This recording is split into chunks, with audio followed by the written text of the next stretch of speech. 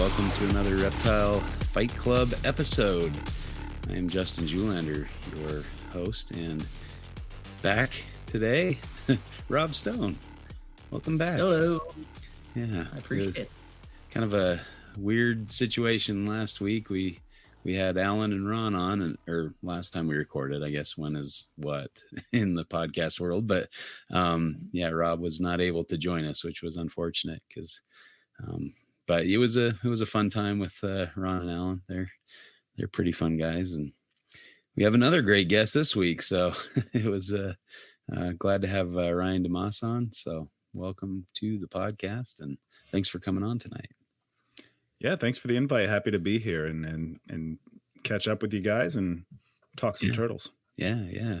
Appreciate the topic, and we're not turtle experts by any stretch of the imagination, so we had to have the real expert come on and school us in this. So all right, well, we'll get to that topic soon. Rob's been out herping the last couple days. Treating you well out there? I suppose it depends. Well, first so recording from the Burke Manor here, the NPR studios at Burke Manor. So it's exciting. I appreciate the hospitality on that.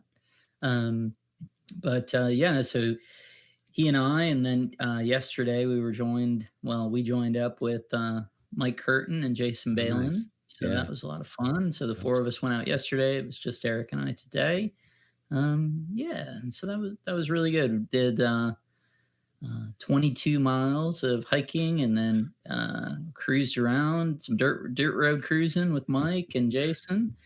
And so our ratio, if you just count the miles hiked or whatever, we get classic Pine Barrens. We got one snake for 22 miles done. Yeah, so that was really, that's about right. That fits with our average. That being said, it was a neonate Eastern hognose snake, which is my lifer. So that was awesome. In my top three of hoping to see, and to see it particularly there is really cool. So we 2 full days of doing it to it, but the snake, we got one snake, but it was a snake I really wanted to see. Yeah, that is a cool species. I was really sad to miss out on that one, but I tell you what, they are a bugger to photograph with, at least if you don't want them playing dead, which was cool. The Westerns don't really do that to that extent, and I knew that, right? Or at least that was sort of the presentation that I see in other people's photos. It turns out there's a reason most of them are upside down.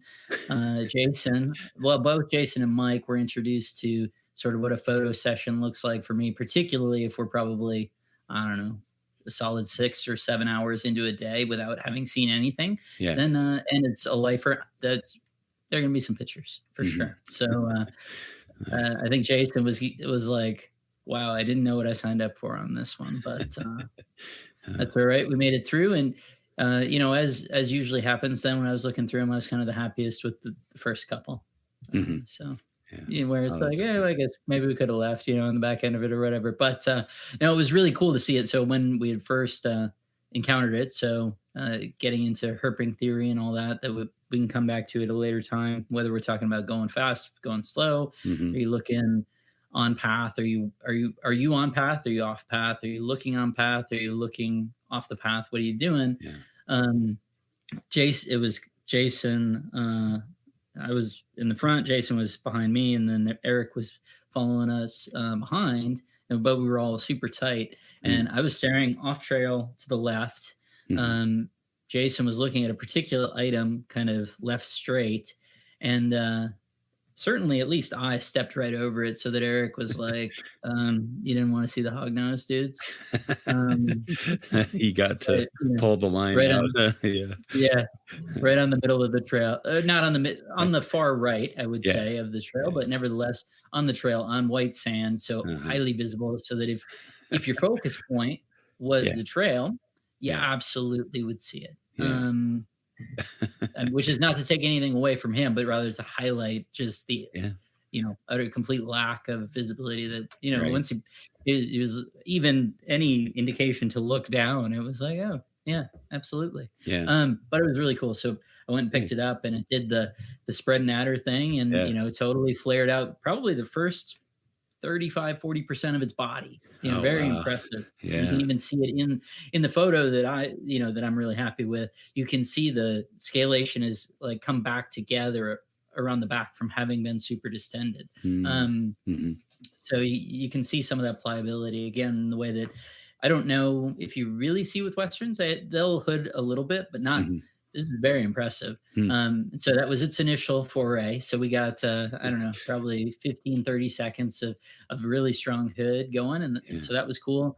And then it transitioned to playing dead, which turns naturally into a schweeze. And a schweeze and then heavy in the fold and the whole thing where it's just going, it has to be on its back, mouth open, tongue out. You write it goes right back. The thing that sort of worked for a while, it actually responded to cupping. When we put the cup on top, it didn't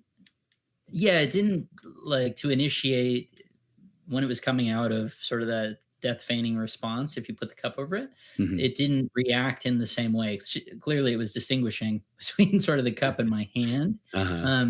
So then it was actually staying righted and stuff. And then by the end, it was just sort of, no, I'm dead regardless of what happens until they're super perceptive, like very clearly, like if you would even a foot difference made a difference in how it reacted and how it felt.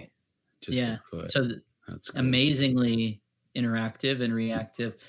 And we had a local, I don't think it was someone who worked there, but a shirtless local came over and said, "Hey, what did you find?" And said, "Oh, that's really cool. I saw one over here in the spring, hognose in the spring over here and the stuff." So yeah, it was a real Pine Barrens treat, no doubt. Oh, you stole my line. I was gonna that's cool.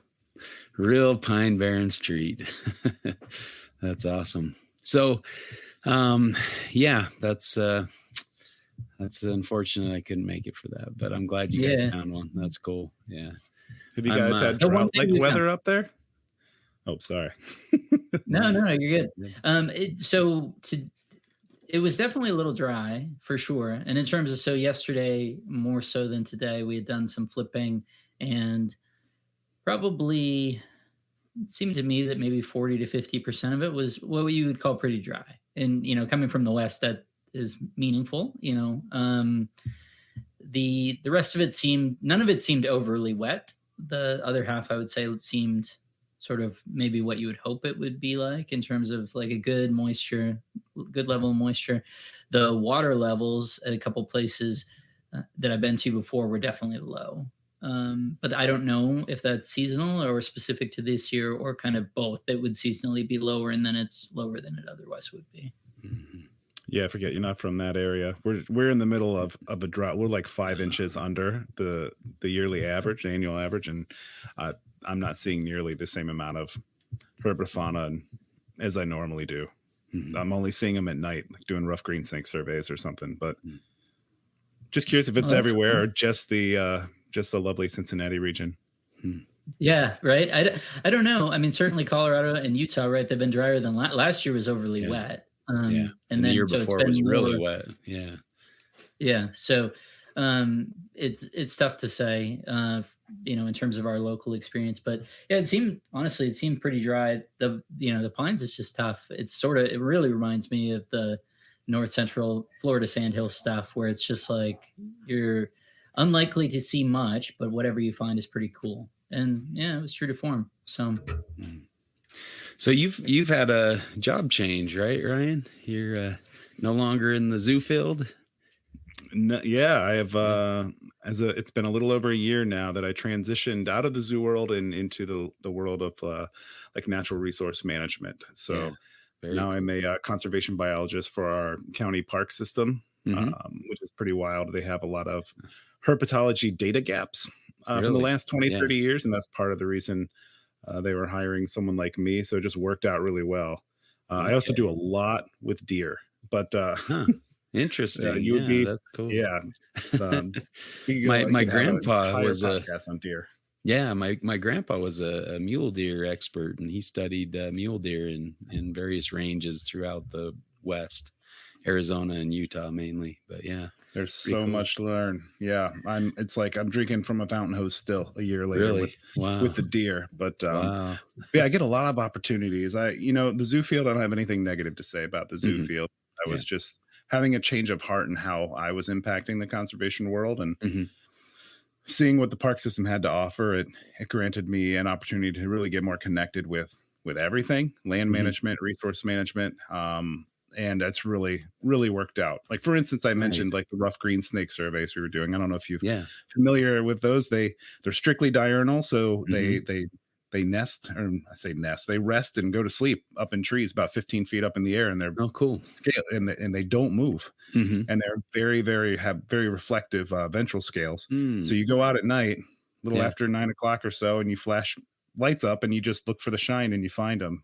Huh. And so we're at the northern edge of the range in Ohio. So Yeah. we found a nice population that's a species of concern here. And so we've done surveys all summer, and now we're using that to influence our management with herbicides and pesticides. And we're Wow. going to hopefully influence not using those Yeah. during their active season. So Nice. That's very cool. So sounds like you're doing a lot of surveys, trying to fill those gaps. I'm curious. We've had a couple of topics on the show about iNaturalist and some of those other databases. mhm, Have those been helps or hindrances, or have you found they're lacking, or are they both. good? Yeah. Yeah. Both. I Okay. think, yeah. I mean, sometimes Yeah. it's really Yeah. helpful, and you're like, I wish that wasn't on the show, but I'm glad it was. Yeah. But Uh-huh. yeah, I think it's tough because iNaturalist, I don't think it really distinguishes between federal listings and state listings, Mm. and Hmm. so things like the Kirtland snake is Yeah. really protected in Ohio, but it's Hmm. least concern across its whole range. So Sure. it Yeah. would be nice to be able to. So when there's reptile stuff, I try to I guide folks to Herp Mapper, Hmm. or if you're uploading stuff to iNaturalist, if you know it's a rare, like marbled salamanders are a very Hmm. rare species in Hamilton County Yeah. where I work, but not anywhere else. So if you're putting it down to Hamilton County and you find one of our populations, it would be really, really nice if you check that box that says like hide location or Obscure. Yeah. obscure. That's the right one. Hmm. Yeah. Yeah. But I mean, it's a useful tool as well. I could downloaded all the reptile and amphibian Hmm. um, uploads and put it into GIS and a nice heat map, and Hmm. like you can see where all the where Yeah. everything is. Like, Yeah. so At least where it's a people useful go, tool. right? Yeah. Yeah, exactly. Yeah. Yeah, you can see part of the park system that people are typically at. You see a lot more, and then you Yeah. see that high quality woods with like nobody in there. But Yeah. yeah, I like it. I That's like cool. it, and but also there are some drawbacks. That's why it's a good subject to fight about. Yeah, for sure.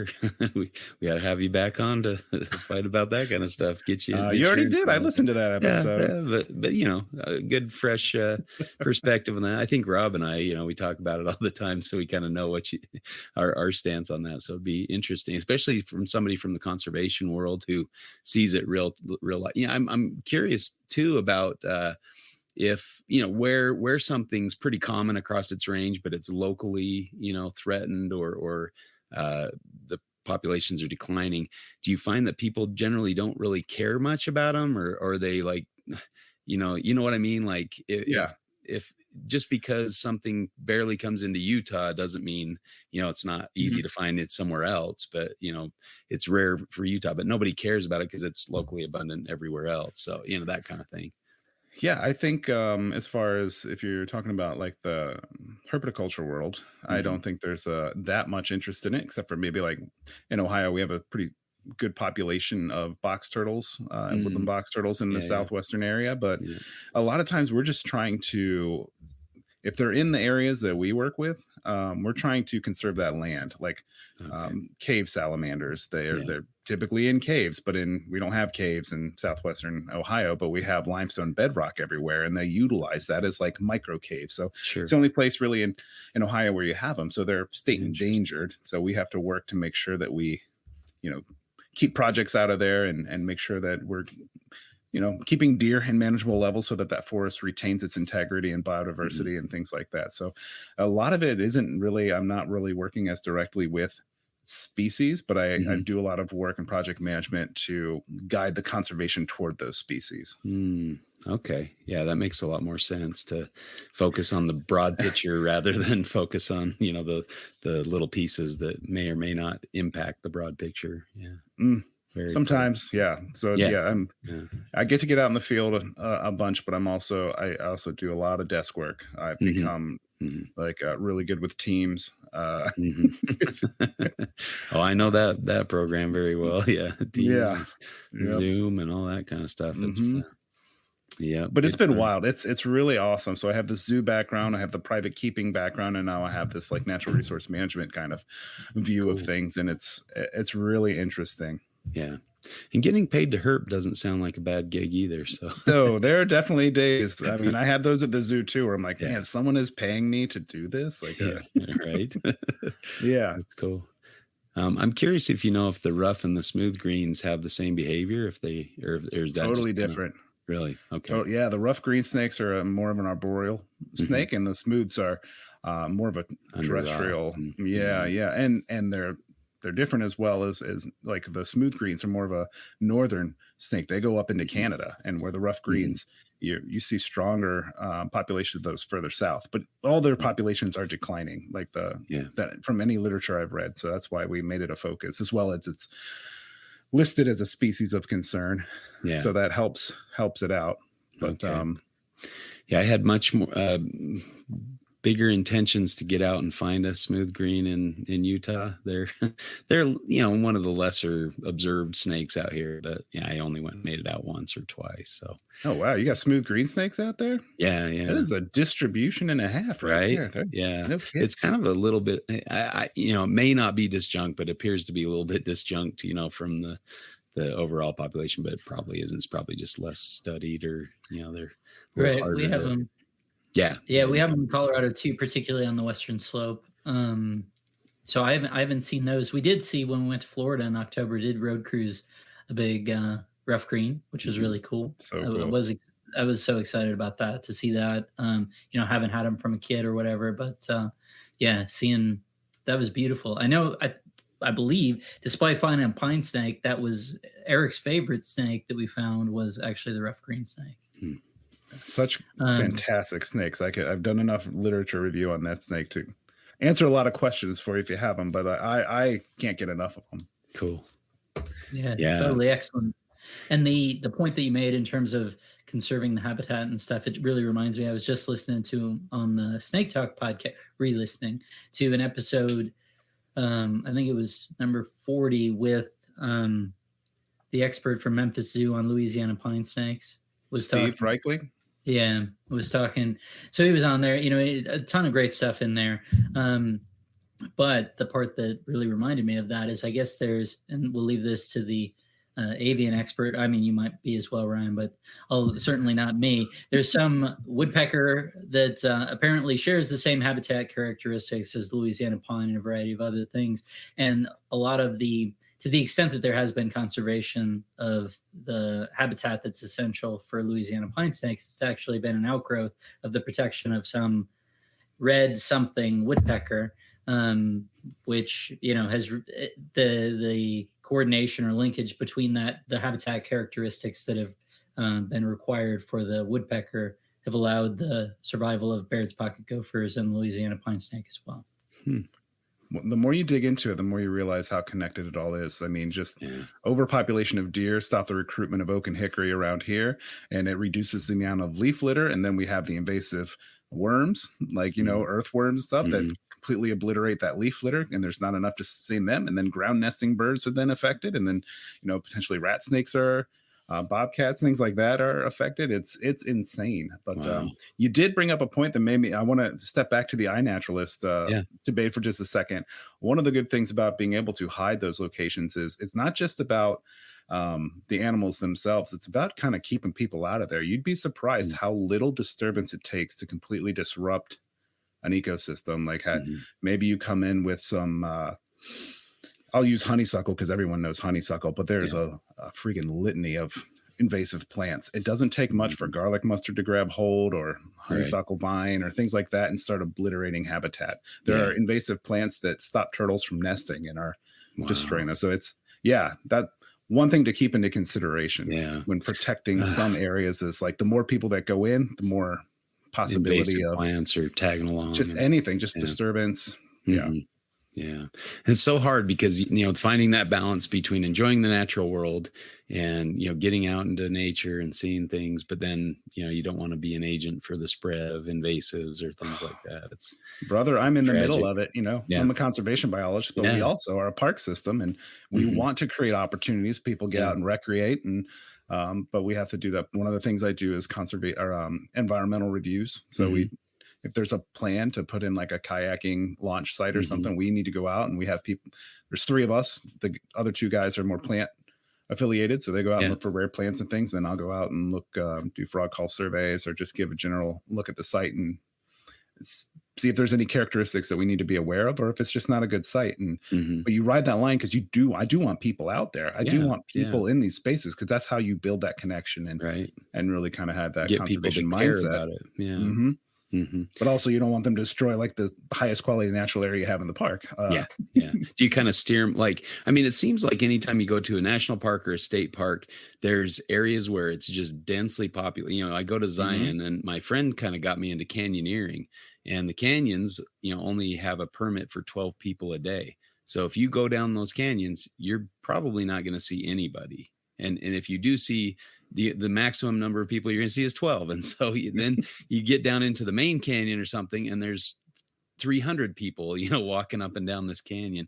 But it's kind of nice that they're kind of localized to certain areas, and, people want to see it. It's amazing and spectacular. And I recommend everybody go see Zion, but, as a local, and growing up and going there as a kid and not seeing those huge crowds and not having to wait in line to go up, Angel's Landing or something, it's kind of frustrating to me. But honestly, I think they should raise the prices. They're letting these busloads of tourists in, and they're charging the bus $80, but then my car has to pay $30, but there's only 6 people in my car, and there's 100 people in the bus or whatever, and they're, it's just kind of a crazy thing. In Australia, they charge you per head, so if you go into a national park, it's $50 a person. And so if you got 4 people, you're putting out $200, it's a pretty smart system there. But I don't know if it's, what kind of impact that makes, but it's, be interesting to see. So do you actively try to steer people away from those important places and kind of, hey, you got to check out this part of the park, it's amazing, and it totally depends. And I'm just getting my footing in doing the environmental reviews, because there's a lot of land to learn. We have 22 parks and 18,000 acres, which doesn't sound like a lot, but for a highly urbanized county like Cincinnati, Ohio, is not a small, like 2.2 million people in the greater Cincinnati area. It's a lot of land to manage, and I need to learn those things. And then there's a Mill Creek, which is like a river. It used to be the most polluted creek in the States, like 40 years ago. But I'm only saying that because on one side of the Mill Creek versus the other, there's in completely different like geology, and you don't see as much like limestone on the other side. So cave salamanders, you don't find them east of the Mill Creek, but you do find like slimy salamanders and a whole host of other things. So it's just taking time to get to learn those and understand what they want. But I'm always probably hopefully they don't listen, but I'm probably going to be a little more protective of the higher quality areas. Sure. And make sure that we at least evaluate the lesser, like lower recreation kind of areas. The ones that we have determined are much more disturbed already, or already have ecological impacts that disturbing wouldn't do it. But sometimes, you just compromise as best you can. We don't have ultimate say, and we just provide guidance. And I'm just happy that they at least include us into those, because a lot of park systems do not. Oh, that's cool. It sounds like a rewarding job. That's pretty sweet. I'm totally digging it. I'm surprised how much I like it. I was worried, because you spend 18 years as a zookeeper, and you start thinking, what else can I even do? How do those skills translate? And somehow they did, and I'm really digging it. And oh, that's very cool. We're Rob and I are about ready to head out to Australia, so I've been in the thick of planning. I'm staying an extra week and headed out to the East Kimberley, and so I'm just like getting really pumped up and getting excited to go out and explore a new area and kind of seeing if I can learn stuff ahead of time. But it always seems like once you get boots on the ground and it's different than you picture, or imagine, or even remember. I mean, the last time I've been in the Darwin area has been since 2011. So over a decade ago, and so I'm trying to figure out where we went in certain areas, and I can't figure it out on the map anymore. I used to be able to know, like, see, okay, there was that gap in the rock, and here was this tree that we looked at, that kind of thing. I can't find it for the life of me now. And and we've been having that same conversation for, I don't know, 7 years where we're trying to figure that out. You just got to go more often. You telling me like, oh, we went this thing. And I'm like, okay, on the front end, taking it in. And then on the back end saying, what are you talking about? So that's, to me, that'll be the moment of the trip, regardless of whatever's. We're going to go there and be like, what is it you're trying to tell me? You've been trying to tell here me. It is. Here's here for the 6 years. What is it you're trying to tell me? Right. Yeah. That'll be hopefully a moment of not confusion and like, wait a second, I swear it was right here. I hope we can resolve this. That's the point of that. But I don't know. I seeing all the potential for different species and new, monitor species, I'd like to tick off the list, and that'd be really cool to see. And I think there's a bunch of new ones that I haven't seen. Some that I should have seen by now, but didn't. I think the main thing was too that my trip in 2011 was kind of a whirlwind, and it had some negative connotations. I was dealing with somebody who stole a bunch of books from me, and it was looking like I was going to lose $10,000 and have to pay it to the, didn't have that kind of money. It was horrible. Yeah.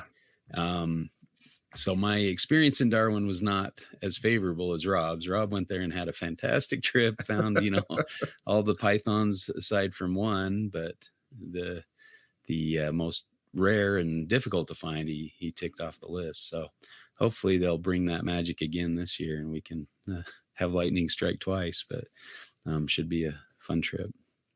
This will be my first time in Australia with Rob and Eric and Keith and Tracy. Yeah, we've done, I don't know, in the last, since COVID, right? We've done, I think I was looking at this the other day, but not necessarily, exactly on something like 9 or 10 trips. You and I at least have been together. Mm-hmm. Yeah.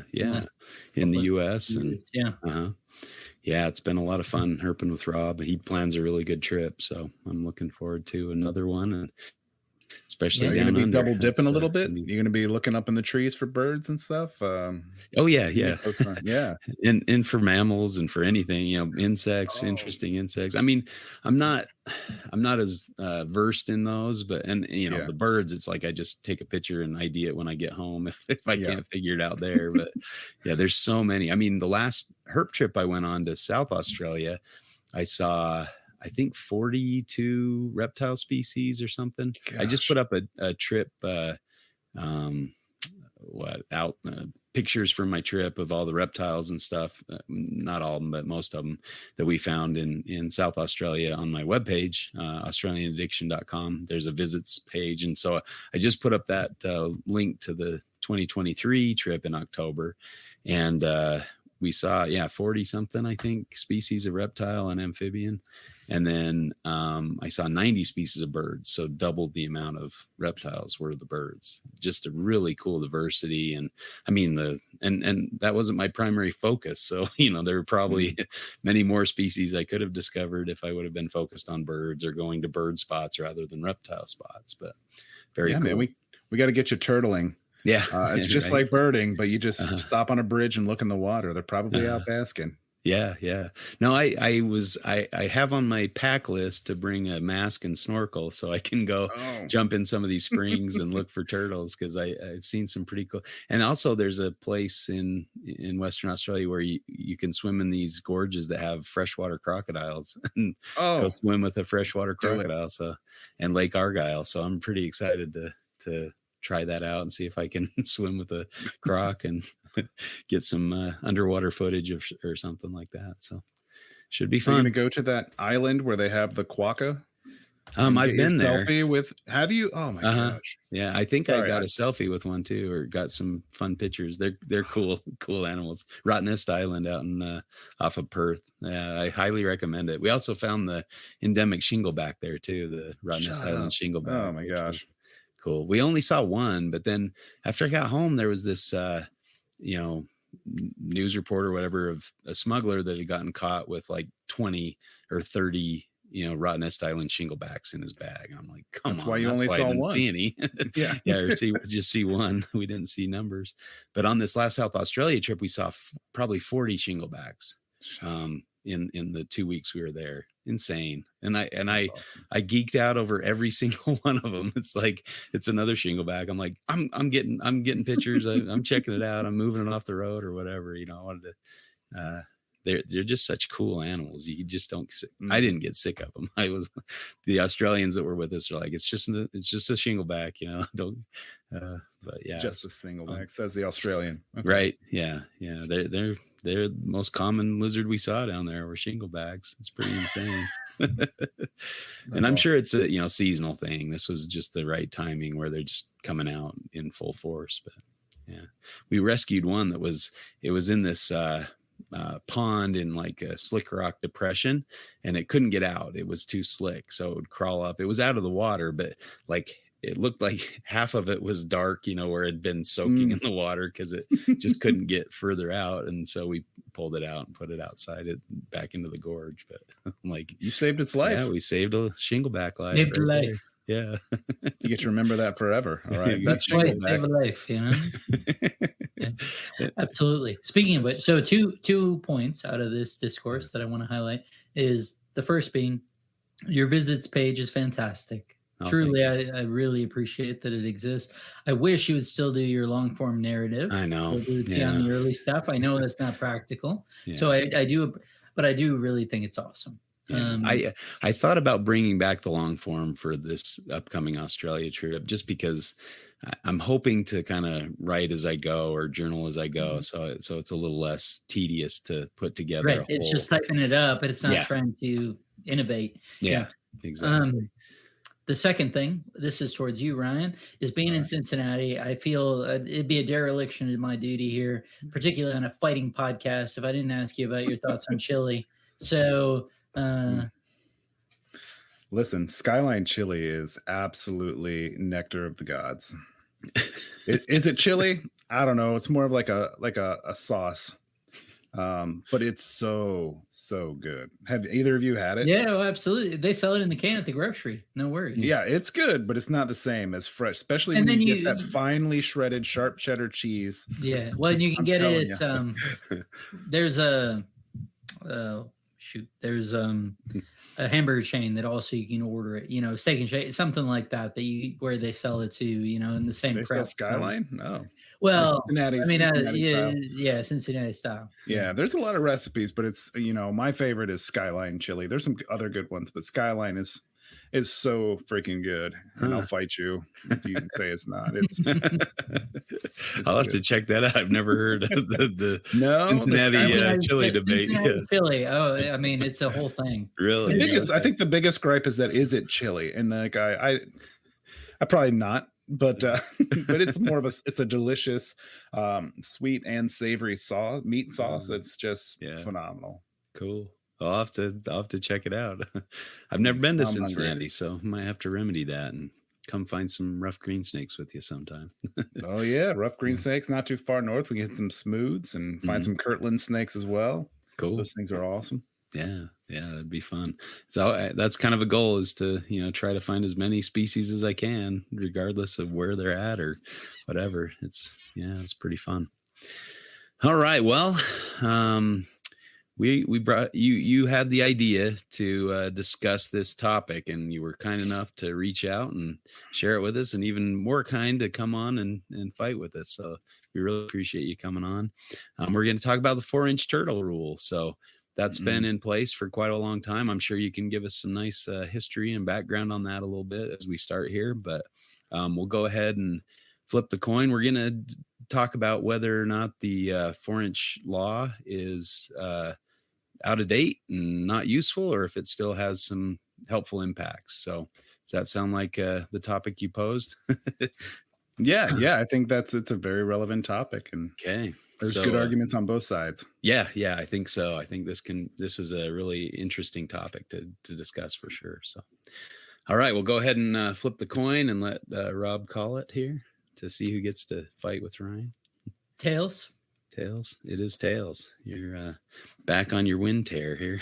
Back on the game. Yeah, it must be because you're in podcast headquarters there. I think that's right. Certainly, it's a nice vibe. Feels very spacious. Yeah, but comfortable. Great sound quality too. Yeah. Oh wow. Yeah. Well, fair enough. Clearly work has gone into this that hasn't on the other end, but that's all right. But I think, given my state, I will defer and then jump in as I want to do. I'll defer. All right. Here, and you two can talk through it, and then I'll try and give helpful, as a lawyer who's taken a class on federal legislation and all these things. I'll try and give helpful hints to either side as appropriate. Nice. Okay. All right, Ryan, you go ahead and call the next one, and we'll see what side you take. Heads. It is tails. You have lost. I will take the side that it still does some good. We need that 4-inch law. Okay. Sounds good. And I'm going to have you go first, and I'll have you maybe put a little background out there. So, Right. So, the 4-inch law has been around for almost 50 years now. It was in 1975, and it was in response to, it was an outbreak, a serious public health issue. By 1971 or so, 4% of households in the United States had a pet turtle. 15 million turtles were being sold a year from turtle farms. Louisiana alone had 75 turtle farms. And between 1970 and 71, both those years combined, there were more than 280,000 salmonella infections reported that were associated with turtles. And they can do DNA fingerprinting to kind of show that. So there may have been even more. But in response, they found that most of the people who had these salmonella infections were children. Not all, but a lot of them were kids under 5 years old and infants. And so in response, they decided that they wanted to ban the sale of turtles that were under 4 inches in carapace length. And because red ear sliders were popular, I think we've all seen baby red ear sliders, about the size of a quarter. Absolutely adored. It's not their fault. Cute, but they're adorable little turtles. Just the right size for kids. Yeah. And a lot of it goes to kids putting turtles in their mouths. I think about that a lot. But that's not the only thing. This bacteria. Anyways, we'll get into that later. I just need to give you the background. See, I'm digressing already, but they did see a huge decline in like a 77% decline over the next 4 years in salmonella cases. And it did seem to kind of hold true. And that has been there and not been amended. And that law is still intact today. Boom. Yeah. 77%. That's a huge decline, right? That's a very impressive decline. Yeah, it obviously had an effect, but is it outdated at this point? Is it, the reptile hobby itself, from what I remember, at least a 2011 number is more than $1.2 billion a year industry in reptiles and amphibians. And is this 4-inch law now, is it having a hindrance on commerce, on breeders? Yeah. Is it time to repeal this or amend it in some way? It might be. So I think that we should talk about that. And yeah, well, I think jumping off of that, the fact that you said that 4% of the population had it, and that was about 8 million people. And if they're selling 15 million turtles and 8 million people are buying those turtles, sounds like there might be some repeats. And I think there was a very high mortality rate for those little turtles. And back then the kind of the reason they were being sold in such high numbers is they would have this little bowl, they call it, a turtle bowl or whatever, and they'd have this little quarter-sized turtle in there, and they would sell that for what, a dime for the turtle and probably 25 cents for the bowl or something like that, very cheap, basically promoting that kind of idea of here's a throwaway pet, take this home, enjoy it, put it in your kid's mouth, and then when it dies, just flush it down the toilet, you're good to go. And I think from that perspective, I'm all for the law, banning the sale of those small turtles, especially considering the conditions that they were sold in then. Now, is that outdated now? Maybe so. Would that happen again if they repealed the law and allowed the sale of those baby turtles? Who knows? Maybe they're going to bring back those disco shoes with the turtles in the heels, swimming around for as long as they can stay underwater or whatever. Maybe that was just goldfish. I don't know if there were actual turtles in there, but yeah. So I think from the perspective of, keeping those turtles happy and healthy, that probably was a beneficial thing. Then the turtles are gaining a little size, a little age, a little tougher, harder to, kill, but that could also have some negative implications that I'm sure, let's talk about one of those negative implications. Yeah. So like I mentioned, there are over 75 turtle farms in Louisiana alone producing 15 million red ear sliders. Yeah. Once that ban hit, they were still producing a lot of sliders. And those sliders people needed to make their money. So the commerce, after a short break, started switching and these turtles started going abroad and being exported. And now the red ear slider is one of the top 100, most invasive and species. Problematic species in the world. Yeah. So there is all the reason to believe that this 4-inch law, not coupled with other restrictions or regulations, contributed to the decline of a lot of other turtle populations and a lot of habitat degradation because of these turtles. Yeah. Do you know if there was any kind of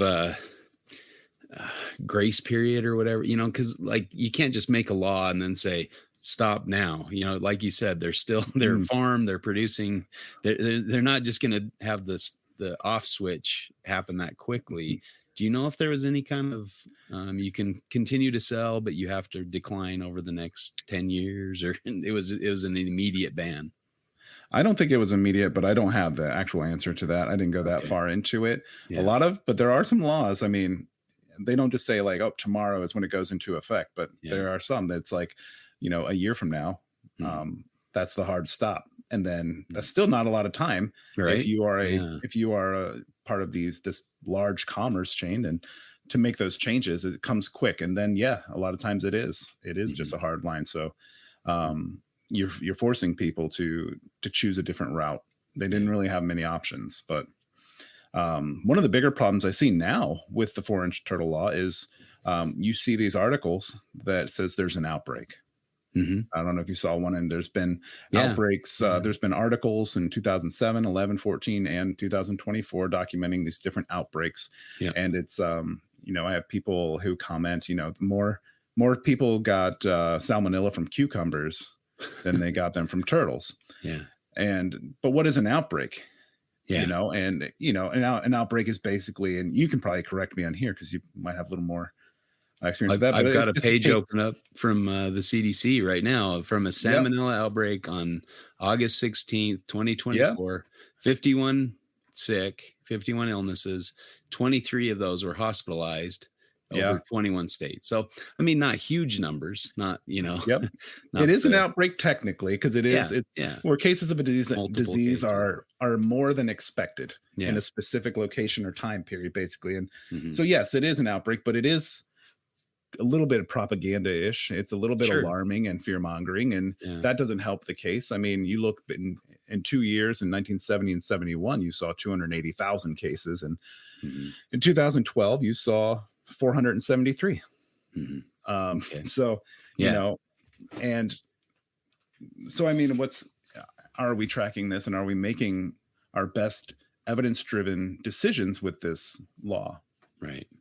Yeah. There's, and just looking at this page, all the salmonella outbreaks that I'm seeing, it's eggs, which was like around the same number of cases as the turtles.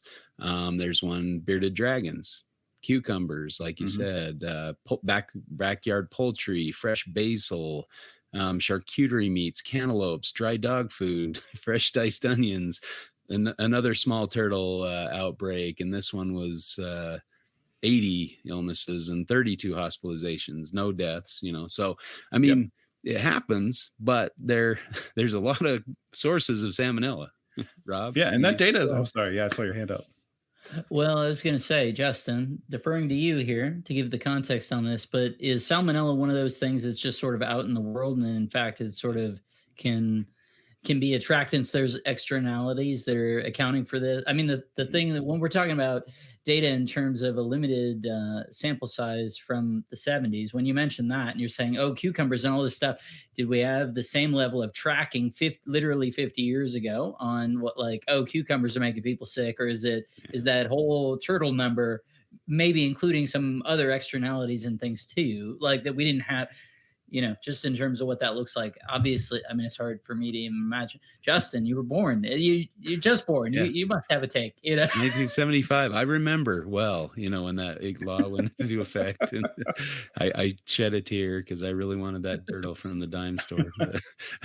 No, I mean, salmonella is on a lot of things, and we actually in the microbiology class in my undergraduate, I brought a snake skin to the class, and we put it on some different augers, and we had some really cool bacteria growing, different colors and species and all sorts of stuff, very diverse.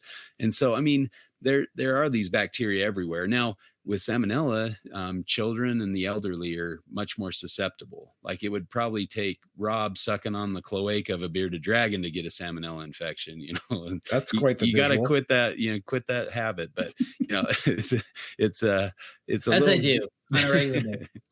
It's a little more difficult for a healthy adult to get salmonella that's fully competent.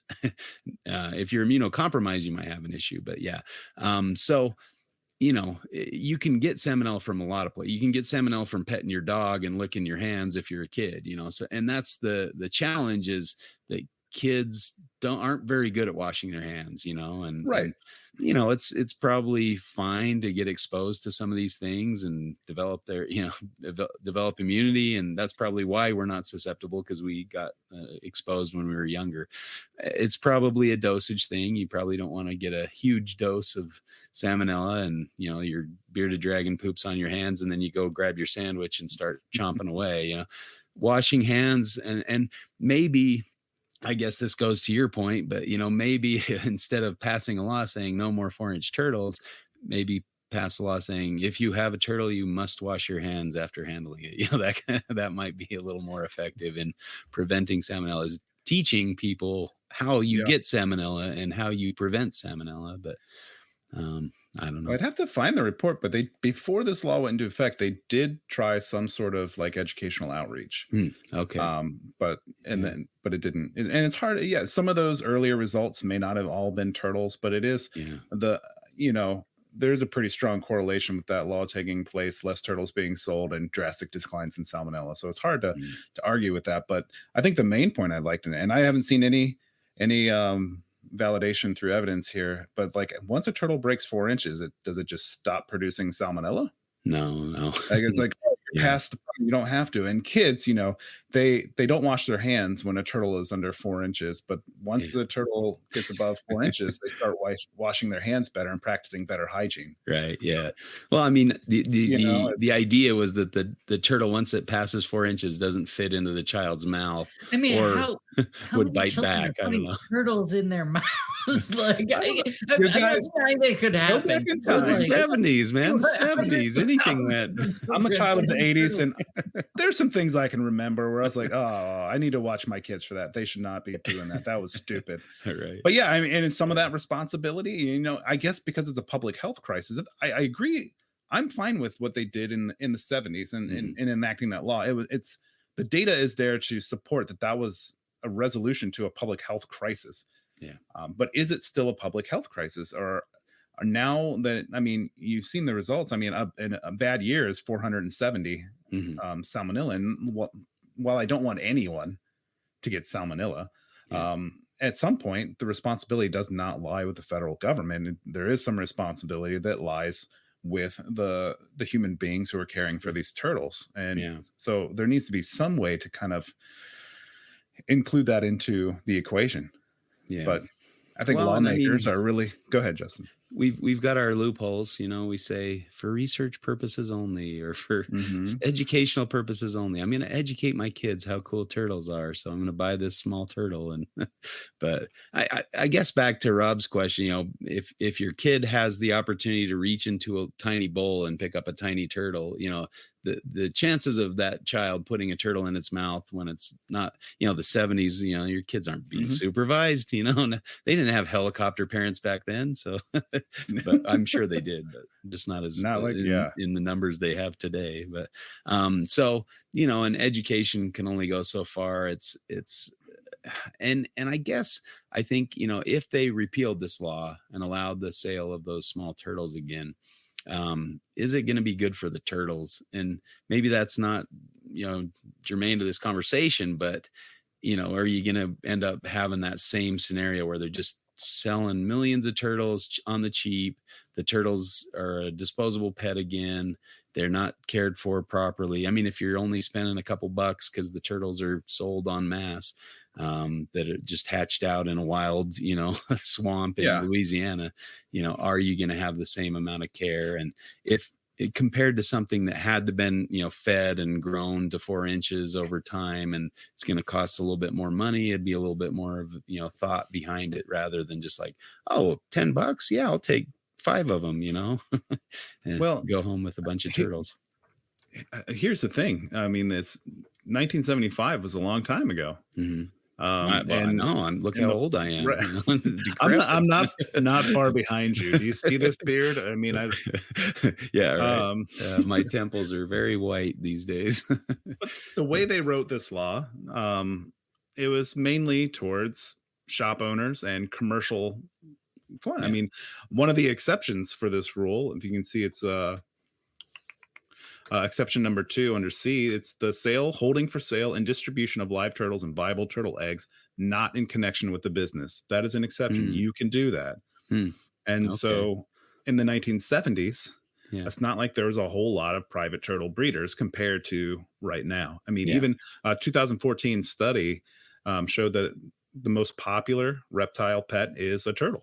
And so they're so people still have them, and there's a lot more breeders, and now it's the internet, and people are putting that on there, and so these turtles are being sold. It is just still happening, but it's a very difficult law to enforce because it's a federal law, but you're also trying to do state laws. So what's the point of this law if it's not being enforced en masse, or if it's not having some sort of amendment or ability to kind of grow and live with the country as it changes? Yeah, that's a good point. I mean, I guess if there's that caveat that says if you don't have a business, if you're just breeding them in your backyard for fun and you want to give them away, or you don't have to worry about that. Is that kind of what I'm getting from that loophole or that part of the law? Yeah, it'd be funny to see how many folks don't have a business name real quick. Yeah, right. I've got 3 animals, and I'm now this reptile company, and no, I'm not. No, never mind. Not associated with a business. Yeah. I'm selling 4-inch turtles, or under 4-inch turtles. That's my non-business name, Mr. 2-inch turtle. But I think part of the reason they made the law so specific is because they were trying to be a little bit cognizant of the turtle, the wordage they use are turtle fanciers. So I guess I would be a turtle fancier. Yeah. And so they wanted to protect that market and things like that. But I mean, go to your local reptile shows, you're going to see under 4-inch turtles. And do they have a permit to sell those for scientific and educational purposes? It's just another one of those unenforceable laws. Do they have a permit to sell that? If you're in Ohio and you bring in animals into Ohio to a show and you live in Indiana, did you pay for the $25 import permit into Ohio? When you sell that animal to each individual, does a veterinary health certificate go along with that, which is required for animals to be imported into Ohio? It's just another very difficult to enforce law. and using it again. These are geared towards commercial, so I think there needs to be more clear exceptions in the rule now. Right. Yeah. And maybe that's the answer, is the turtle fancier gets to, have that exemption from is for selling those turtles. I'm definitely in favor of common sense laws, that help. And it's so much easier just to slap a ban on it and then say, yeah, but you're right. If they don't enforce it, then what is a law without enforcement? And people just say, oh, I can get around this. And then if they every once in a while crack down and come to a show and confiscate, turtles under 4 inches, or tell you to take them off the table or whatever. I've heard of people at shows that have had the wildlife officials come around and say, oh, those are under 4 inches. You can't sell those. So they put them under their table and they put a little sign, say, ask me about my, whatever species. And then they ask, and then they say, yeah, I've got them right here under the table. Would you like one? That it's for educational purposes only. So there's definitely ways to kind of skirt the law. But if that's not the target of the law, if that's not the person that the law was created for, then I don't really see too much harm in that. And it sounds like that's not what the law was written for. So maybe that's not such a bad thing, and we don't worry about it so much, or I don't know. But I from the aspect of animal welfare, I definitely think it's probably a good thing to have that law. Although maybe now all those baby turtles are going to, food markets or something, and they're being made into soup somewhere. I don't know. I know cats and dogs are in threat, throughout the country. Watch out! Right next door to me. Yeah, right. I see it. Oh yeah, I'm sure you've seen plenty of cats being devoured on the streets. Sidebar: love the Alf memes that are floating around. Right, absolutely love them. Hilarious. Anyone give me a ride to Ohio? I mean, shoot, eat all the feral cats. If you're catching them outside, eat them up. I have no problem with that. We're so don't particular. They're an invasive species, right? Yeah. Get me started. Yeah. My parents were living in Ghana for a bit, and they had some folks come to the beach and prepare a dog for their dinner, they brought it in on a leash and took it out in their stomachs, like that was normal. Like that's not a big deal for a lot of people, in different countries, islands, that kind of thing. So, if it happens maybe once or twice, it's probably not too big of a surprise, they until they're informed that that's a horrible capital offense here, I always use that as an example. Like when people tell me, oh, you like snakes? Yeah, I killed a snake the other day. It's like, what other animal can you do that with? Yeah. Oh, you like puppies? Oh, yeah, you can't even say people won't even do that for canceled, turtles. Yeah, right. Like, you did what to a turtle? Unless it was a snapping turtle, then they definitely did you hit it? Yeah. Except that dickhead country singer guy that on The Voice or whatever. Yeah. Over a turtle. Blake Shelton. It's one of those things I'll never forget. Was that 2013 or 14? Yeah, exactly. Anyone know if box turtles are protected? Because I just hit one. It's like, what? Why would you? Where's your PR person? Right. What a dumb thing. People like turtles. Yeah. Okay. Yeah. Back now that I want to bring this point up because I'll forget it because it's late for us East Coasters. Yeah. But I think one of the drawbacks of the 4-inch rule is, people do collect turtles. There's commercial turtle harvest in the United States. Mm-hmm. And now instead of these 4-inch turtles, you're forcing people to harvest and commercially collect larger specimens that are far more important to these populations. Sure. Taking out an 11-inch carapace female like snapping turtle is going to do it's just going to wreak havoc on that population. Whereas if you take 30 baby snapping turtles, it's probably not even going to have much of an effect, if at all. Yeah. And so you're kind of forcing the hands of other things that you're not thinking of to that may have implications in wild turtle populations. And I mean, that's evidence as we are in a middle of a turtle crisis in the United States right now. So it's just one of the factors that may or may not have contributed to it. I was not aware of that. That's interesting because, I think of the 4-inch law as kind of pertaining to production, not to wild collection. So that's really interesting. So I guess the wild collection is for the the pet trade then, or A little bit of everything. Yeah, It's lowering in the United States pet trade, but it's still the pet trade. People are exporting large amounts of snapping turtles, sliders, chrysomes, the painted turtles and stuff, and they're still going out. And snapping turtle populations are falling. I mean, just in Ohio, for 6 months of the year, if you buy a fishing permit, you can commercially harvest unlimited number of snapping turtles as long as their carapace length is greater than 11 inches. And that's, oh my goodness, that's wild. At least 11 inches. That's wild. At least, yeah. So you're taking wild. the absolute worst Yeah. animals out that you can. And other states have, that's another rabbit hole I could go down, but other states are ending commercial harvests of turtles. Right, entirely, let alone taking only adult. Or semi, Yeah. you know. Or there's special permits for commercial collection. Not in Ohio. It's a fishing license. Yeah, that's wild. You just can't shoot them. You can't collect via bow and arrow and firearms. So at least there's that positive. Yeah. I mean, that's a pretty compelling point. Like what you make there, that's probably the best point that I've heard thus far, at least to me. Relatively compelling to me.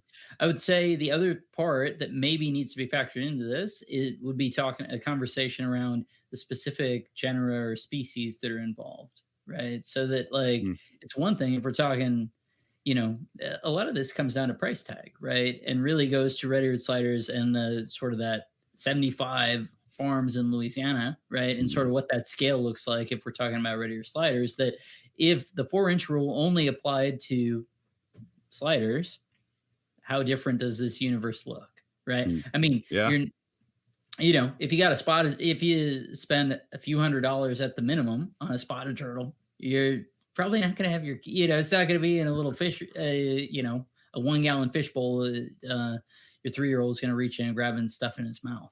And if they do, certainly that's happened a maximum one time, yes, please, let's not do that. So I wonder if there's again, that we're using brute force rather than appreciating the value of subtlety and saying actually, it's these things that was the Louisiana stuff. So I don't even know. I mean, it's so ubiquitous now. Where is the red-eared slider native to? Is it a Louisiana critter? I need to look that up. There are parts of Ohio where the red-eared slider is native. Oh, really? Okay. So it's a United States turtle, which I knew, right? It is a U.S. turtle, yeah.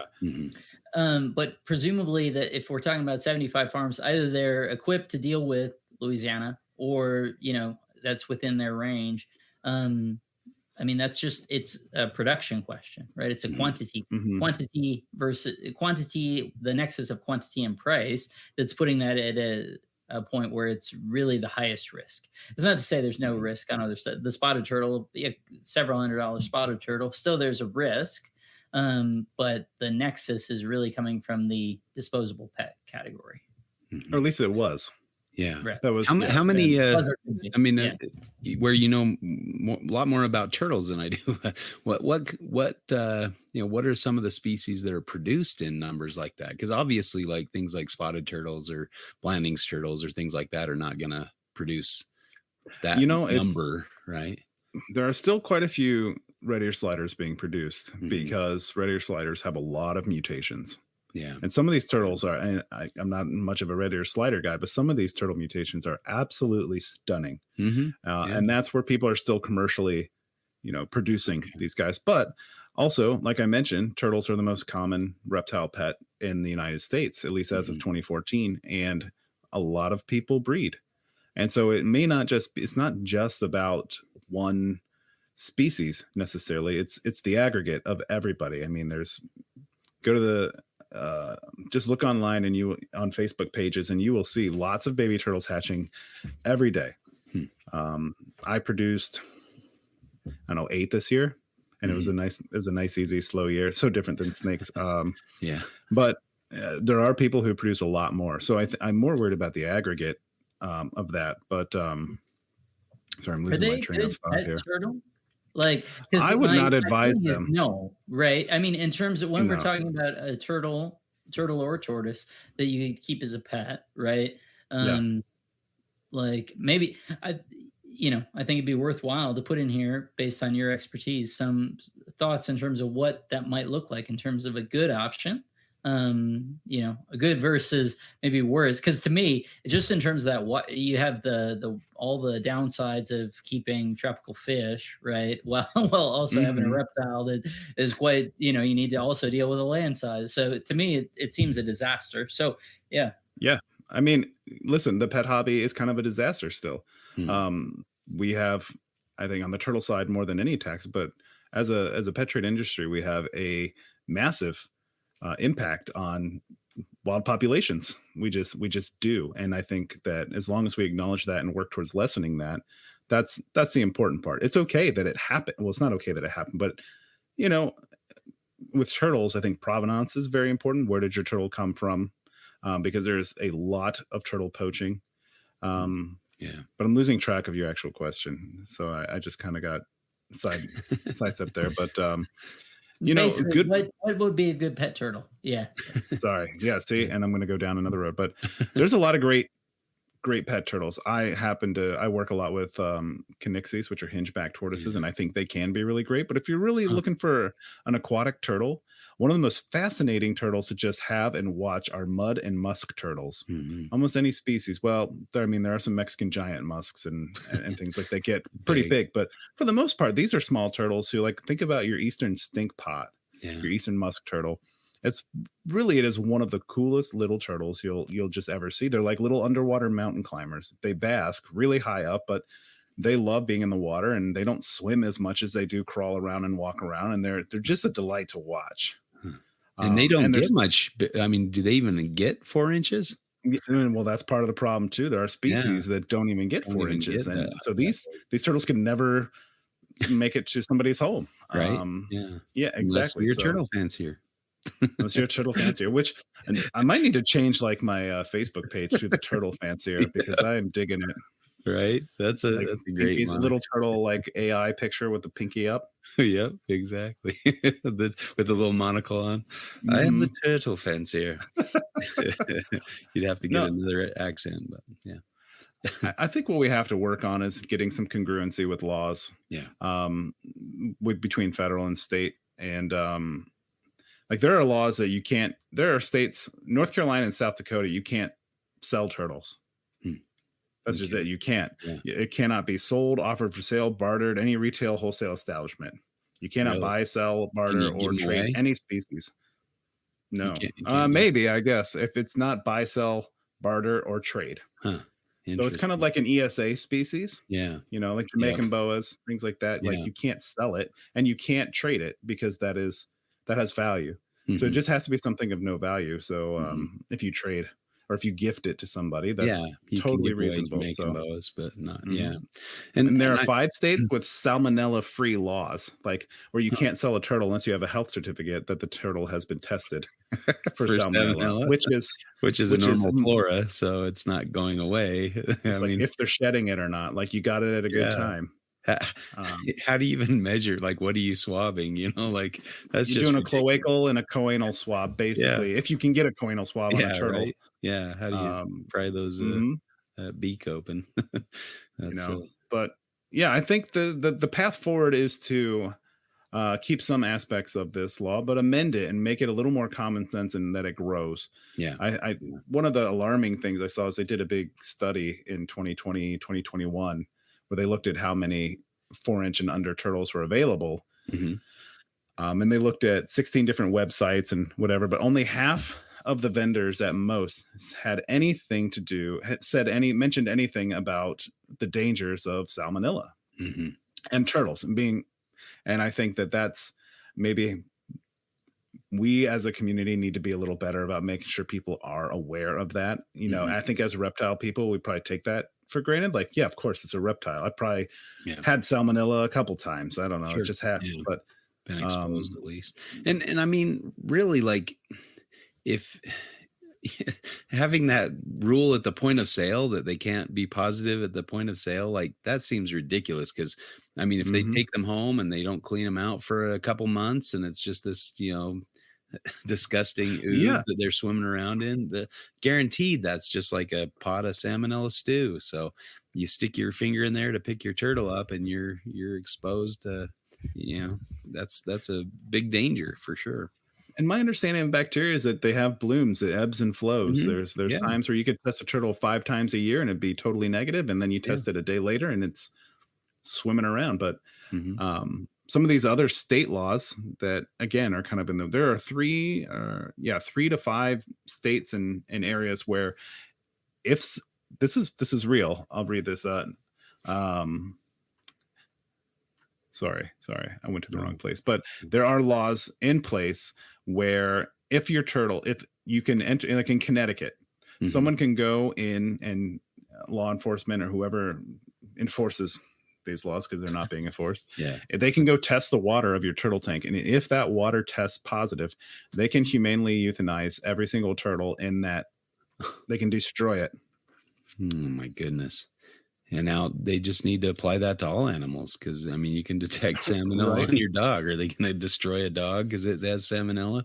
I mean, that's a risk, right? Because it's a public health risk. Right? So there needs to be amended. Like here it is. For example, Connecticut law specifies that after a state or local health department examines a turtle tank, should a single such examination show the presence of salmonella organisms, all turtles in the tank shall be destroyed. Oh my goodness, that's archaic. Same with District of Columbia and Oregon, and like it's really wild, but it's just adding on to some of these laws that really need to be evaluated. But who's going to do that? Like, who wants to be the legislator that removes an obviously shown to be effective health crisis measure?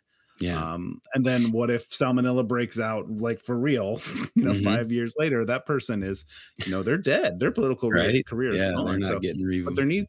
But they can amend it. I don't think it needs to be. I don't think it's feasible to get rid of it completely, but it needs to change. It is outdated in there. Yeah.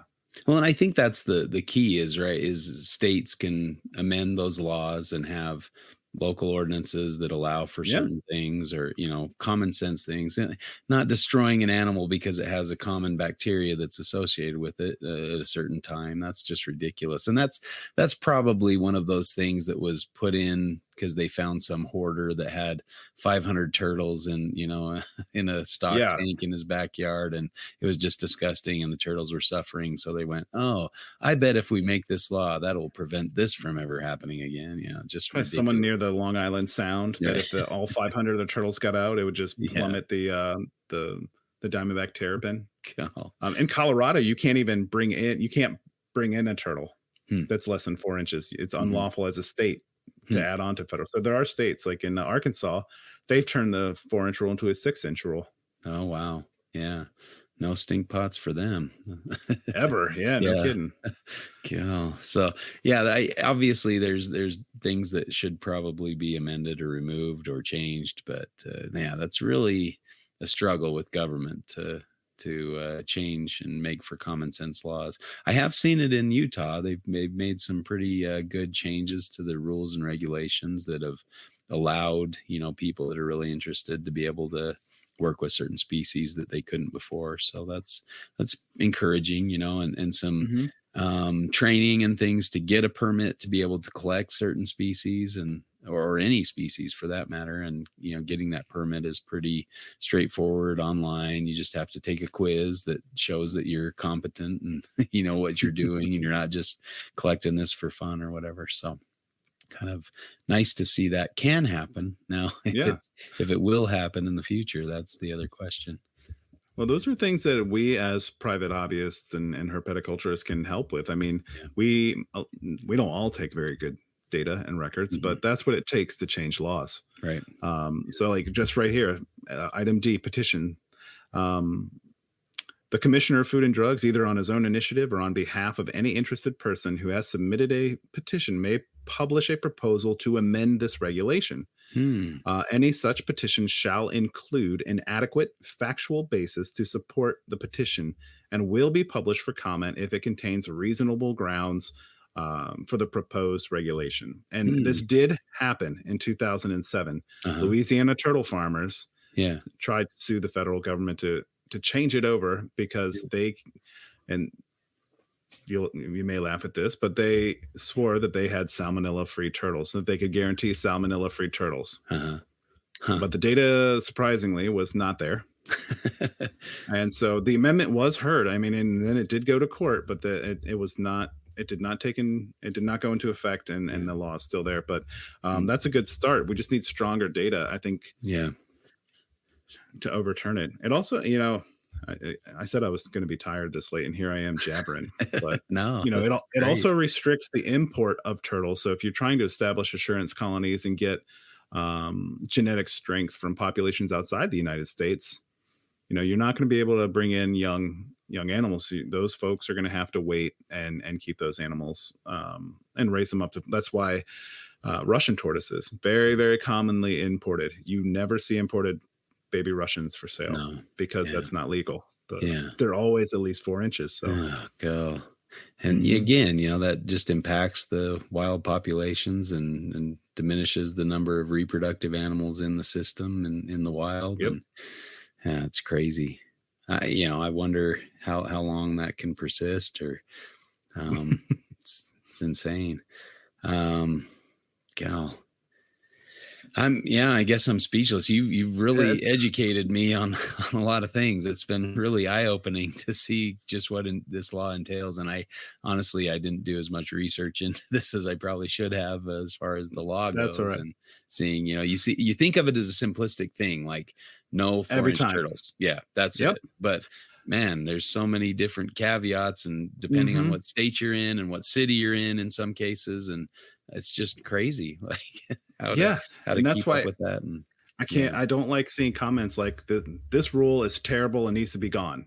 It's like, maybe what part of the rule, maybe not, but which part? Can you acknowledge there are good parts, and can you acknowledge where it needs to change, and how should we change that? And what evidence do you have that you think we could get to change it? Like, don't just say that crap. Like, put some back it up, you know? And I think you can, but I think that there's a lot of data to be had from us as herpetoculturists. So I think that we could work towards something like that. But and I'd be curious too, like, if there are certain species like the red-eared slider. I mean, obviously that's not a great pet turtle. It's much too large for most people to keep inside in a tank or whatever. There's not very many tanks that are big enough, and it often leads to people releasing the turtle, and the turtle's surviving and establishing populations outside of their natural range, which is not good. And I mean, Utah, there's red-eared slider populations, which we've never been a part of the natural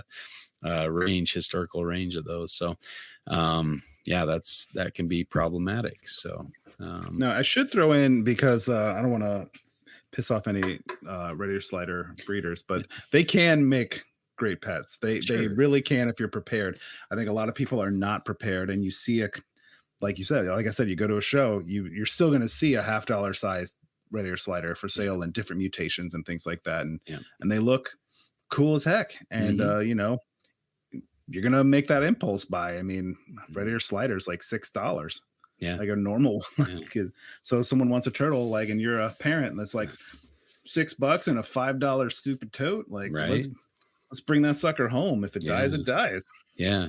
And that's my biggest concern with this is, by eliminating that aspect of it, you're really kind of pushing things into the more responsible mode and not just the throwaway pet. And any pet that's $6, in this day and age is probably not going to be well taken care of, or it's going to be more of an impulse buy for a whiny kid that's going to lose interest in a couple weeks, for the most part. I mean, there's definitely exceptions to that, of course. And I think all of us have probably been in that boat. I mean, when I was a kid, I wanted a Burmese python, and I got a Burmese python, and it was not a great pet for, my household. It tried to eat my brother, and I was that very mature kid walking around the neighborhood with a big snake around my neck and having old ladies chase me out of their yards and stuff. Get that out of here. But not to encourage that, but I bet that was cool. Oh yeah. Very. I was the coolest kid. Well, and I did grow out of it about age 12. So like seeing full grown adults doing that, it's like, okay, we went wrong here somewhere. Yeah. So I think, we put those childish things behind us, and we mature, and we understand, what it is to responsibly keep a red-eared slider or a Burmese python or something like that. And it seems like we do. The most difficult pets, like, a green iguana or a sulcata tortoise or whatever, they seem to be the most productive, and they just have so many offspring, and they start out very cute. I mean, there's nothing cuter than a baby sulcata.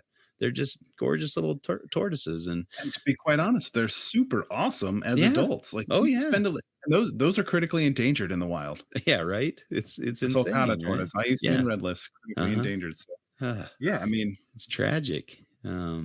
But at the same time, I mean, how many people can handle and effectively contain a small bulldozer that has a mind of its own and wants to dig through and break through every barrier that you put in front of it? So, third largest species of tortoise on the planet? Yeah. And how many digs and outlives everybody? Like, right? Long life. You just put an air tag on it. It's fine. Yeah. Let's go. It's all good. Tie a balloon to it, and it'll be good. You know where it went. That's what I do with my kids. Where'd they go? I see the balloon. Get the air tag. Well, I tried the air tag with my dog, and he just ran too far away, so I couldn't track him effectively with the air tag. It's like, that didn't work at all. I air tag my kids like backpacks. I don't know, man. You see this shit going on, you're like, I need to know where at least your backpack is, I guess. But anyways, I need that backpack back. It costs a lot of money. I really need it. Okay. This is a tough topic because there are good sides to it. I mean, I could argue either side, and I think there's merits. So, well, speaking of that, were there any pros of keeping the law that you can that we didn't bring up that you could, or I think we covered a lot of it. Yeah. There are a couple studies that show that regulating the sale of small turtles likely remains the most effective public health action to prevent it. So it's hard to argue with data, but you could take a hard look at those papers and someone who's at least capable of that. And I think the only other thing that I could really throw out there is that it costs a lot to treat salmonella. In 2012, there were 8 multi-state outbreaks and 473 illnesses were reported, and it cost about $2.8 million in medical costs. So that was just 473. So saving money on medical costs, that could also be some economic boom. Yeah, people spending money and pumping that money into the healthcare system. Giving those, they need it. The insurance companies, we need to enrich them and keep them strong. What would this country be without those insurance companies? We touched on a lot of good stuff too. Yeah, no, I mean, this was really enlightening, and really happy to have an expert on here that knows this stuff, and understands turtles and this law and how that impacts a lot of things. So thank you so much for coming on and posing that topic for us. Has been really cool.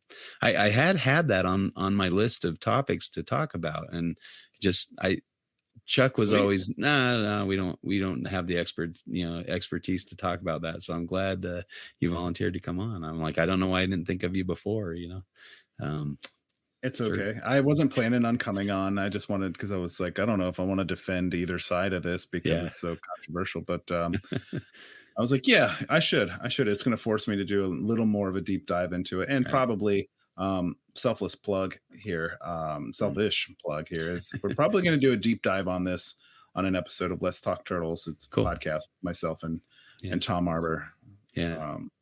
So you should definitely check out that podcast. Yeah, I have. It's great. Yeah. And I'm not much. I love turtles, and I don't keep any currently, but I've kept, some Russian tortoises in the past. But I had a desert tortoise. That was one of my first pets as a kid. Cool. Yeah, it was really sweet. It was a beautiful animal for sure. But I love going and finding mountains, southwest corner of Utah. And one of my favorite finds is to just sit and watch a tortoise walk by, It's great.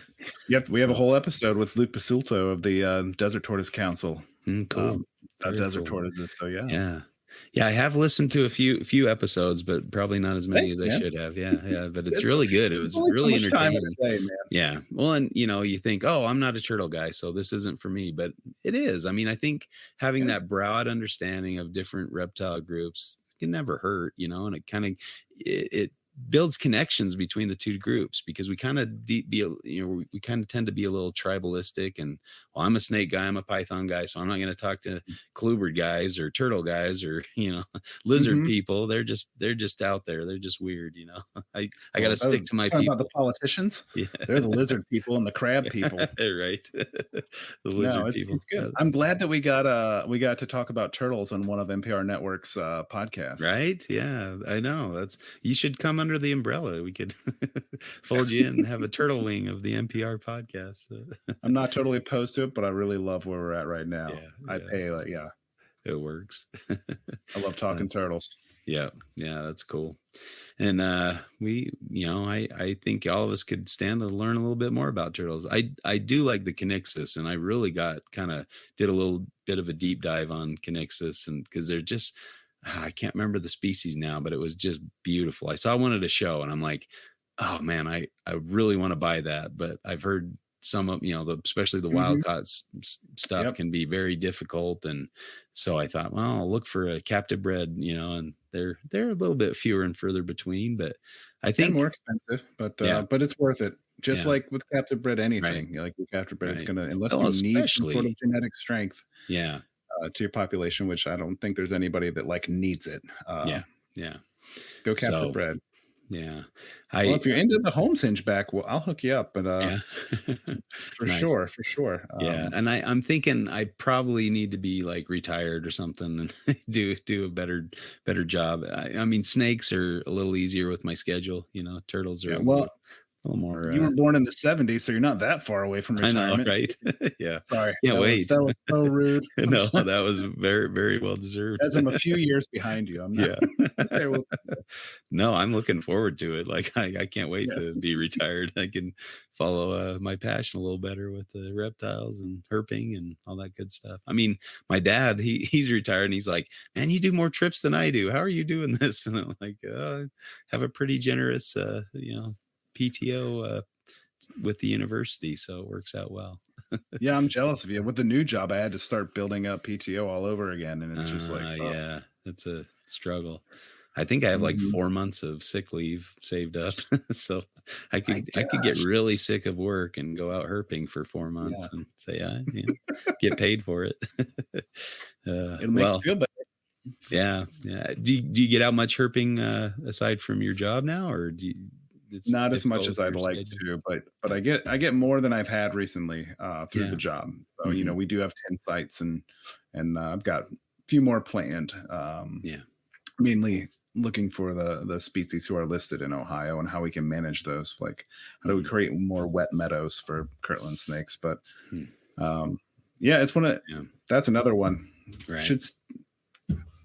Should funding be available for common species? Yeah, especially all the funding is only available for listed species, and how do you protect the ones and stop them from going? Keep the common species common.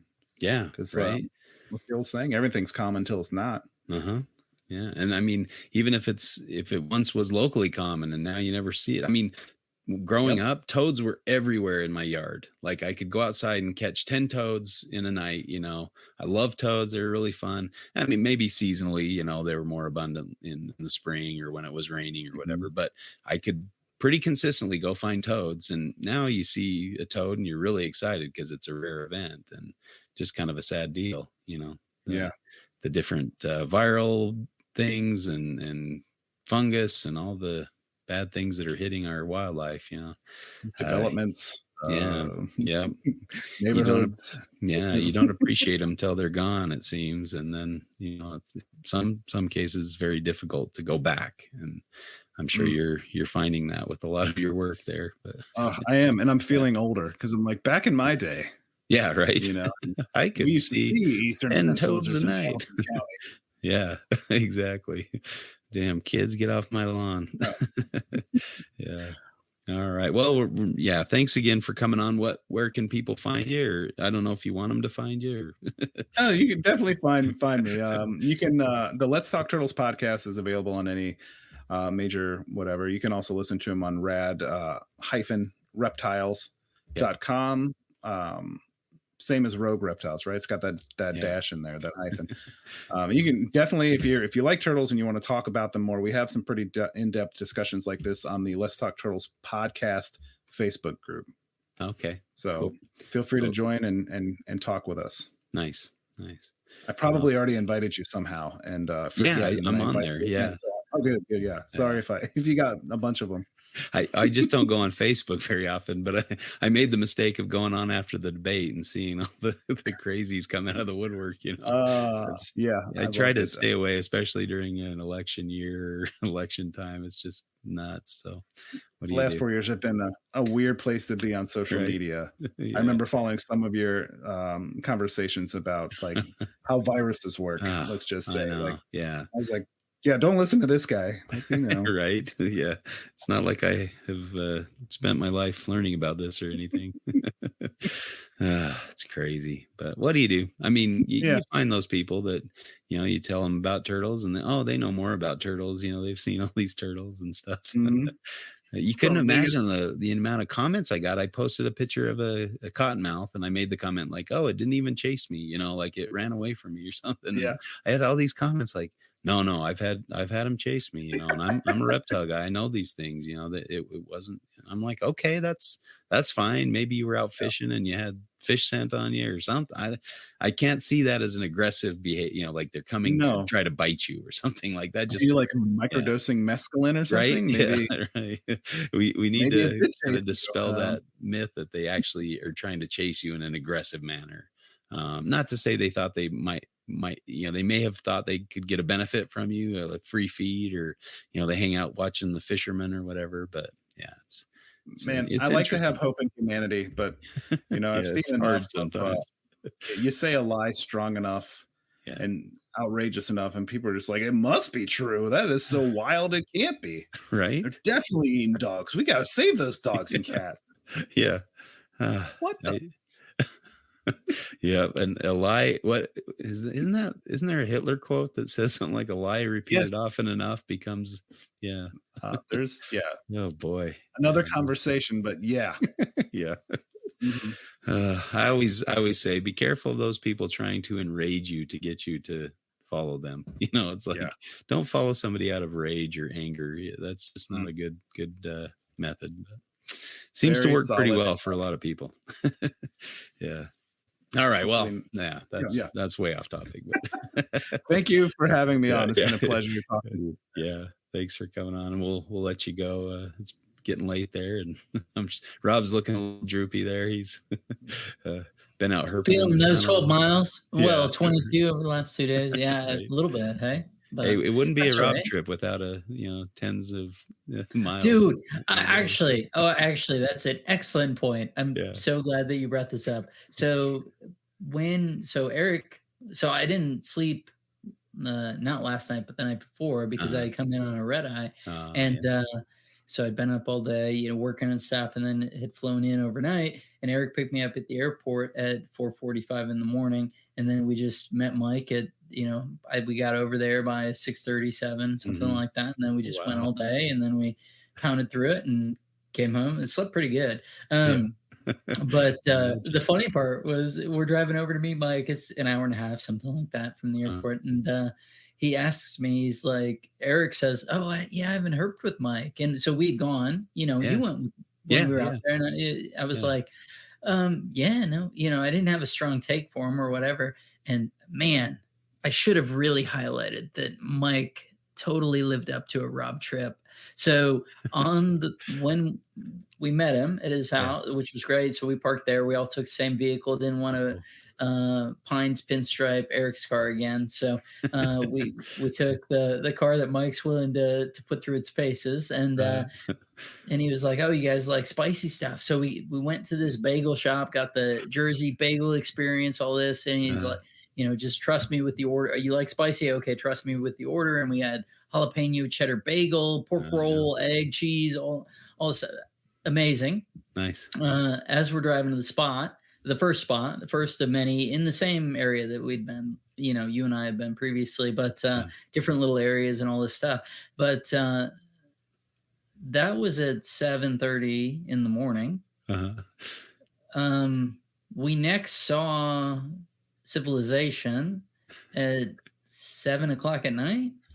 Straight 12 hours of yeah. Awesome. I Awesome. remember when I was taking pictures of the hognose that Mike had asked the group. Of course, I was preoccupied. Mike had asked the group, "Hey, do you want any of this jerky?"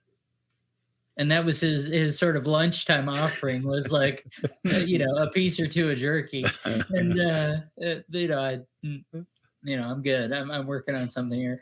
And so we went for supper and had some stories about various things. It was great. Yeah. Jason was great. It was awesome. Mike was great. All this stuff. But he did a solid. I guess the answer to Eric could have been, Michael put you through a solid rub trip. Yeah. We had breakfast, and then 12 hours later, maybe we'll think about doing something else. That's awesome. Yeah, you guys are warriors. I am a breaks guy. I need to have a break.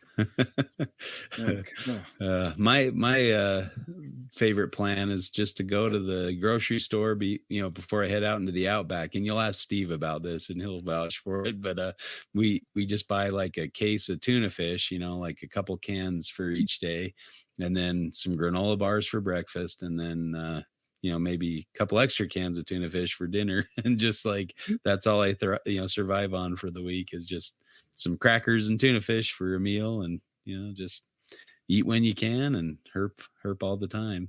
It's way to go in my book, but not a lot of people agree with that. I don't disagree with it. I just don't know if I'm physically capable of it. I'm just like, let me just take a break here. This looks like a really good log to flip over. I'm just going to sit down and admire it for a little bit. Right. Really he should express that as his strategy. Yeah, he's like, so the cool thing, what you got to do is you just have to look like you're looking at something, and then you can take a break. You just be like, oh, I'm studying this feature. I'm trying to evaluate whether. I was like, wow, Keith, this is like, you're working 4D chess here, man. This is crazy.